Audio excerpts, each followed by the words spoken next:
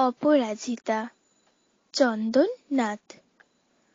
জানো মা, আমি না কবিতা লিখেছি, তোমরা শুনবে কি তা?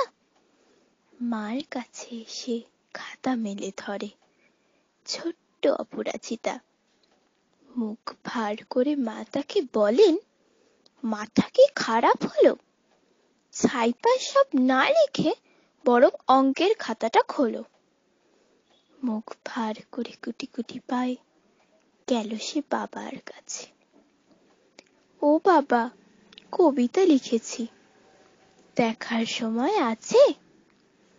মুখটি না তুলে বললেন বাবা, কবিতা লিখেছ? বেশ, পড়বো তো বটেই, আগে খবরের কাগজটা করি শেষ। অগত্যা গেল দিদিটির কাছে, ডাকলো সে, দিদি আয়, দেখ না কেমন ছবিটা এঁকেছি ছোট্ট এ কবিতায়।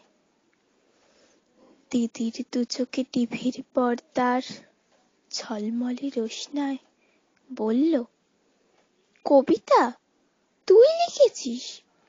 কবিতা না, ওটা ছাই। অপরাজিতার চোখ ছলো ছলো, বুকে কান্নার ঢেউ। তার লেখাই প্রথম কবিতা, দেখলো না পড়ে কেউ। একা ঘরে বসে সামনে তাকালো মালাতে সাজানো ছবি।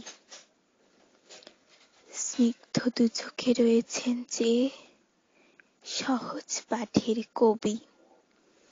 কবিতার খাতা মেলে সে ধরল, ঠোঁট দুটো থর থর। বলল, ঠাকুর কেউ না পড়ুক, তুমি এ কবিতা পড়ো। কে জানি কি করে কি যে হয়ে গেল এ কথার সাথে সাথে রবি ঠাকুরের মালা থেকে ফুল ঝরল সে খাতাটাতে। মনে হলো যে তার সামনে দাঁড়িয়ে বুঝি রবীন্দ্রনাথ, মাথার উপরে রাখলেন তার আদর মাখানো হাত। নমস্কার।